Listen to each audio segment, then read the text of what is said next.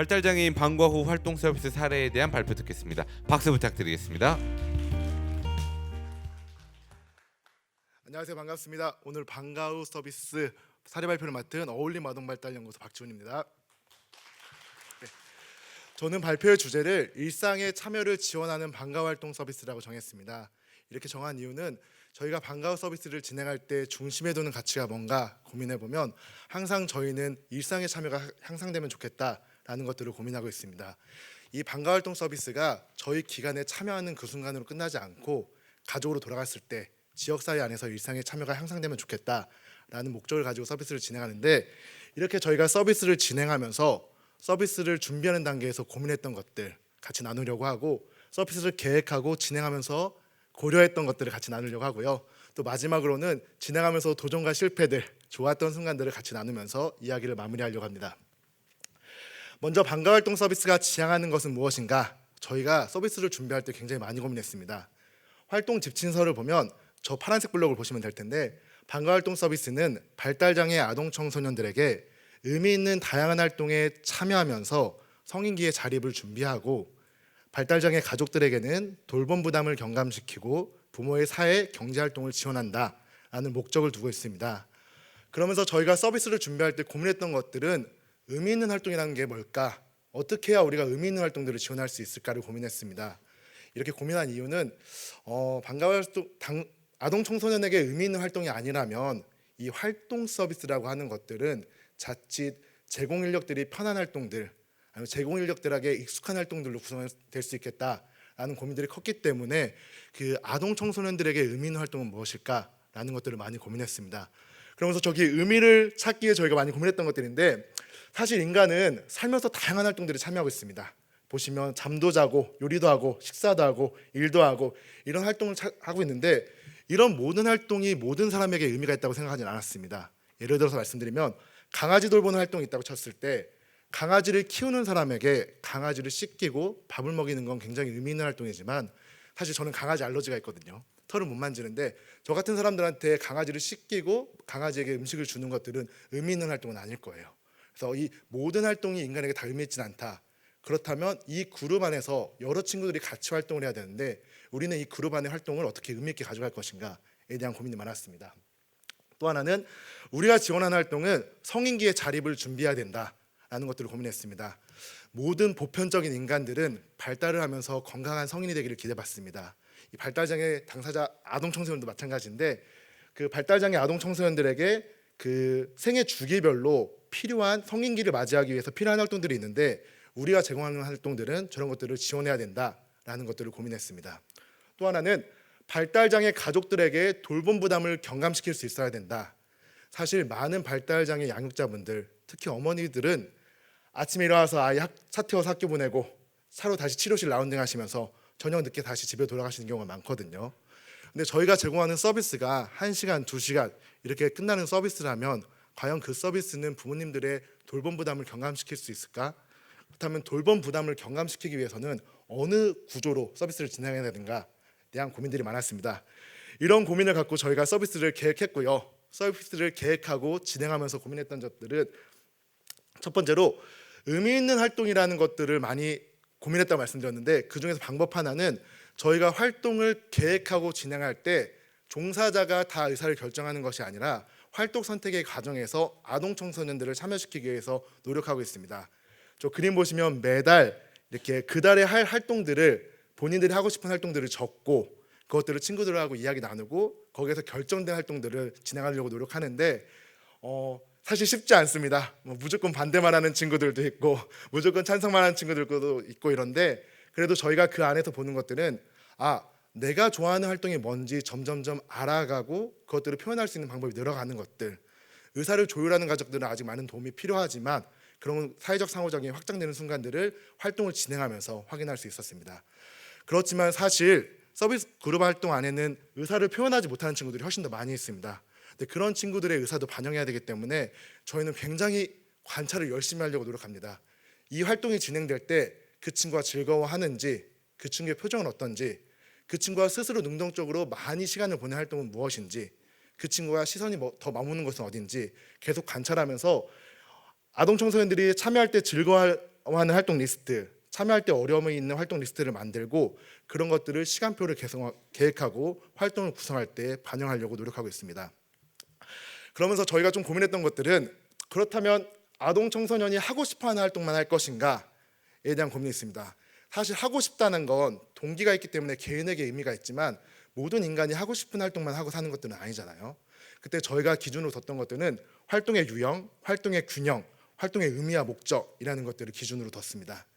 저는 작업치료사이고 작업치료사 종사자들이 많은데 저희 안에 작업균형이라는 용어가 있습니다. 작업이라는 용어는 사실 개인한테 의미와 목적이 있는 활동이라고 정의되는데 이 인간은 많은 활동하는데 그런 활동의 유형을 보면 제일 아래 자유로운 작업, 내가 하고 싶은 활동들도 있고 놀이나 여가처럼, 아니면 제일 위에 빨간색 필요한 작업, 밥을 먹거나 잠을 자거나 씻거나 하는 것처럼 생존과 건강을 위해서 필수적으로 해야 되는 활동들도 있고, 아니면 노란색 블록 보시면 계약된 작업, 교육이나 일처럼 꼭 계약된 시간을 채워야 되는 활동, 아니면 가사처럼 의무적으로 내가 참여하기를 기대하는 활동들이 있습니다. 정리해보면 하고 싶은 활동, 참여하기를 기대하는 활동, 해야 하는 활동, 이 세 가지가 있는데 하고 싶은 활동을 할 수는 있지만 이 활동을 하기 위해서는 해야 되는 것들도 있고 너한테 기대되는 활동들도 있다라는 이런 균형을 맞춰서 서비스를 진행하기 위해서 노력하였습니다. 이런 용어를 저희는 작업균형, 자기관리, 일, 놀이 사이에서 균형을 맞춰가는데 이런 균형을 맞춘 활동을 진행하기 위해서 노력하였고, 또 하나 고민한 건 시간 사용에 대해서 좀 고민했습니다. 이 색깔이 있는 그림은 전 세계의 10대들이 시간을 어떻게 쓰고 있는지에 대한 그림이고, 옆에 보시면 우리나라 10대들이 시간을 어떻게 쓰고 있는지에 대한 그림인데, 저희가 고민했던 건 우리 그룹에 방과후에 참여한 아이들은 시간을 어떻게 보내고 있을까에 대한 고민했고, 구글 설문지로 받아가지고 아이들의 일주일의 시간 사용을 쭉 분석해봤습니다. 그래서 옆에 그림 보시면 회색으로 보여지는 것들은 통계치고 저희 연구소에 참여한 당사자 아이들의 그 시간 사용을 시각화해 놓은 것들인데, 보시면 대부분의 아이들이 교육과 휴식이 너무 많고 그리고 사회 참여와 여가가 너무 적더라고요. 사실 건강한 성인은 본인한테 남는 시간에 여가를 적절하게 보낼 수 있어야 되는데 우리 안에 너무 여가를 할 수 있는 시간, 사회 참여하는 시간이 적구나, 우리가 시간표를 계획할 때는 이런 부분을 고려해야겠구나라는 것들을 정리할 수 있었습니다. 또 하나는 해야 되는 활동들이 있다. 너희들이 해야 되는 활동 중에는 신체 활동을 해야 된다라는 것들을 조금 이야기하고 있습니다. WHO 세계보건기구에서는 청소년들에게 매일 1시간 이상의 중고강도의 신체 활동을 권고하고 있습니다. 중고강도라는 건 땀이 정말 바짝 날 만큼 열심히 해야 되는 것들이거든요. 그런데 우리나라 실태 조사를 해봤더니 사실 많은 장애 친구들은 대부분 신체 활동이 굉장히 적은 시간들을 보내고 있고, 저희가 아까 시간 사용을 조사해봤을 때도 대부분 능동적으로 하는 신체 활동은 없었습니다. 그래서 시간표를 구성할 때 해야 되는 활동 안에는 신체 건강을 위한 신체 활동들을 포함하면서 서비스를 계획하였습니다. 서비스를 이렇게 시간표를 계획하고 활동을 구성하면서 또 고민했던 것들은 당사자들의 감각적 특성입니다. 사실 그 그룹 안에는 너무 예민한 친구들도 있고 너무 감각들을 추구하면서 끊임없이 움직이는 친구들도 있었거든요.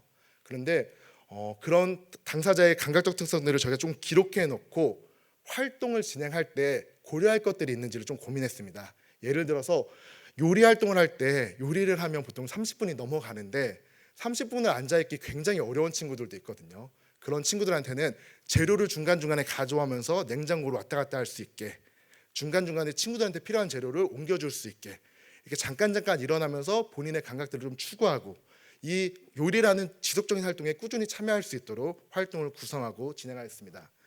그리고 또 하나 저희가 진행하면서 조금 많이 고민한 건 개인의 수행 수준이 너무 다르다는 거였습니다. 어떤 친구는 말은 굉장히 잘하는데 손으로 조작하는 것들이 굉장히 어려운 친구들도 있었었고, 손으로 조작하는 건 굉장히 잘하는데 언어 표현이 굉장히 어려운 친구들도 있었거든요. 그래서 저희가 했던 것들인데 이렇게 개인의 수행 수준을 쭉 분석했습니다. 일상도 어떻게 살아가고 있는지, 도움 수준이 어떻게 됐는지 각각 분석해서 그런 수행의 수준에 따라 활동 난이도를 좀 조정하였는데, 하나 예로는 요리할 때 칼질을 하려면 손목이 고정되고 손을 잘 쥐을 수 있어야 되는데 그런 게 어려운 친구들한테는 칼로 주지 않고 가위 같은 걸로 자르면서 그 활동에 참여할 수 있게 개개인별로 수행 수준을 조금 조정하면서 활동을 진행하였습니다. 정리해보면 저희의 서비스의 계획은 당사자에게 의미 있는 활동이 되기 위해서 노력하였고, 일상의 균형을 맞추게 노력하였고, 감각적 특성과 참여 수준들을 정리하면서 서비스를 진행하고 있습니다.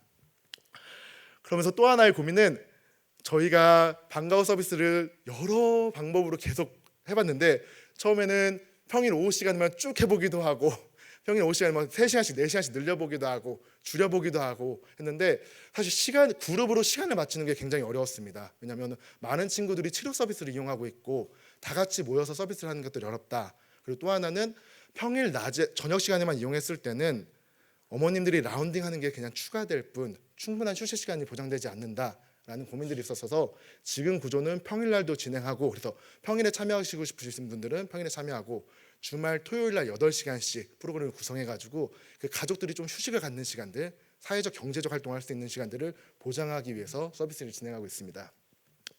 그래서 저희가 진행하면서 도전이 되는 것들 실천한 것들을 말씀드리면 보시면 아동 청소년들에게 너희들은 성인기를 맞이하려면 손톱은 좀 혼자 깎을 수 있어야 된다 나가면서 인조 손톱 같은 것들 좀 사다 가지고 처음엔 연습하다가 인조 손톱 붙여서 깎는 거 연습하고 개인이 깎는 거 연습하고 이런 것들 하고 옷 정리하는 거 그리고 요리를 계획하고 장도 보고 요리하는데 저렇게 불을 쓸 수 있을 정도로 수행이 좋으면 불을 쓰게 하고 수행이 어렵다면 뭐 케찹을 짜거나 좀 더 안전한 수행 위주로 활동을 참여시키고 저 위에는 건강관리 같은 것들도 필수적이기 때문에 보건소 이용하는 방법, 병원 이용하는 방법 꾸준히 참여하면서 지원하고 있습니다. 또 하나는 좀 하고 싶은 활동들도 있다. 야구장에 가고 싶어하고 볼링장 가고 싶어하고 친구들하고 노래방 가고 싶어하는데 저 청소년기를 생각해보면 친구들과 노래방을 굉장히 많이 갔거든요. 이런 여가들이 아이들한테도 있으면 좋겠다고 생각했습니다. 그래서 저는 참여들을 계획하고 계속 참여하면서 저희가 기대하는 건 이게 성인기에 스스로 시간을 보낼 수 있는 여가로 확장되면 좋겠다라는 것들을 목적으로 두고 활동을 진행하고 있고 저 옆에 보시면 뭐 소방교육, 안전교육, 성교육도 계속 하고 있고 저거는 매달리기 시합하고 이런 것들인데 신체 활동 같은 것들은 좀 해야 하는 활동으로 두면서 활동을 지원하고 있습니다. 사실 질적 변화가 훨씬 더 중요하고 프로그램을 잘 구성하는 게 더 중요하다고 생각했는데 그래서 사례 발표여서 양적 변화들을 좀 말씀드리면 저희가 22년도에 사업을 시작했는데 처음엔 한 7명 정도로 진행했습니다. 근데 23년도에는 21명이 됐고 24년도에는 32명이 됐는데 사실 저희 기관은 따로 홍보 수단이 없어서 그냥 부모님들의 소개로만 지금 진행되고 있는데 많은 부모님들이 주변에 많이 이야기해 주셔가지고 방과후 인원들이 계속 확장되고 있습니다. 그런데 저희가 여전히 고민스러운 순간들이 있습니다. 각각의 감각 수준을 고려하지만 사실 너무 예민한 친구들이 있었어요. 최근 예로는 인사이드 아웃 2를 보고 싶어하는 친구들이 굉장히 많았는데 영화관에 가지 못하는 친구들이 좀 있었어요. 그래서 저희가 그런 전략들을 썼던 것들은 저기 노란색 불로 하트를 한 친구였었는데 2주 전부터 영화관에 간다는 걸 매일매일 예고해 줬습니다. 그리고 미리 동영상을 보면서 그 예고편을 보고 영화관 안에 실내 사진들도 보고 그리고 아이가 혹시 참여가 안 될 수도 있기 때문에 귀마개도 좀 준비하고 지역사회 대학생들 자문목사를 좀 받아가지고 그 날은 나와 있을 수도 있을 것 같아가지고 그렇게 지원을 하면서 결국 참여했습니다. 생애 첫 영화를 저희랑 봤습니다. 그래서 저희가 또 좋았던 건 저 영화 본 순간이 가족들하고 좀 확장돼가지고 가족 안에서 여가가 생기는 것들 확인할 수 있는 순간들은 저희 안에서 굉장히 좋은 순간이었고 그래도 여전히 어려운 건 이 활동 서비스는 그룹으로 진행되는 게 조금 어려운 지점이 있습니다. 왜냐하면 사실 가장 필요한 친구들은 최중증 발달장애인 아동 청소년일 거라고 생각하거든요.